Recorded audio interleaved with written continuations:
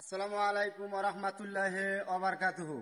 আপনাদেরকে আমি দুই বিলের যে দৃশ্যটা আপনাদেরকে আমি দেখাবো। তো এটা হলো রাস্তা, এটা হলো ব্রিজ, রাস্তা মাঝখানে এটা হলো ব্রিজ, এটা হলো চাপড়ার বিল এবং কালসারের বিল। কালসারের বিল আর চাপড়ার বিলের মাঝখানে এই ব্রিজটা অবস্থিত। তো গতকাল আমি এখানে বেড়াইতে আসছিলাম এই কালসারের বিলে। এই কালসারের বিলটা ছিল একদমই এই জায়গা পুরোটা শুকনা ছিল। এই পুরো আপনি যদি ক্যামেরাটা ঘুরিয়ে একটু এদিকে দেখেন, এটা পুরোটাই ছিল হলো একবারে শুকনা ছিল। তো রাতে রাতি বন্যার পানি, বন্যার পানি ঢুইকা তে একবারে ভরপুর হয়ে গেছে। এই পানি আবার চাপড়ার বিলে ঢুকতেছে।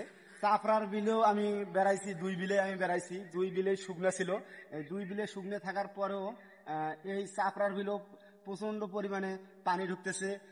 আপনি একটু ক্যামেরা দেখান তো এই এই জায়গার মধ্যে, এই দেখেন প্রচুর পরিমাণে এই কালভার্টের নিচ দিয়ে প্রচুর পরিমাণে পানি যাইতেছে চাপড়ার বিলে। তো আপনারা এই দুই বিলেই আমি লোকজনের সাথে কথা বলছি, দুই বিলের লোকজনেই বলছে আমরা এখানে গতকালও ছাগল গরু আমরা এখানে মাঠের মধ্যে ঘাস খিলাইছি, কিন্তু রাতে রাতে এই পানিগুলো ঢুকে পড়ছে। তো এদের পানি ঢুকে পরে এরা একটা হতাশ খেয়ে গেছে, যারা অনেক ধরনের ভুঁই রোপণ করার জন্য যে বেসন ধান কাটছে, আবার মানে এই বেসন ধানের ক্ষয়ক্ষতি হইতেছে। আবার দেখা যাচ্ছে বিভিন্ন পুকুরে মাছ, এই যে এই দেখেন পুকুর আছে, এই পুকুরে মাছ ছাড়ি দিছে। মাছ ছাড়ি দেওয়ার পরে এই পুকুরের মানে তলিয়ে যাওয়ার সম্ভাবনা আছে। আবার এই সাইডে যে আপনারা দেখতেছেন কালসারের বিলে, এই কালসারের বিলে কিন্তু বিশাল পরিমাণে কিন্তু পুকুর আছে।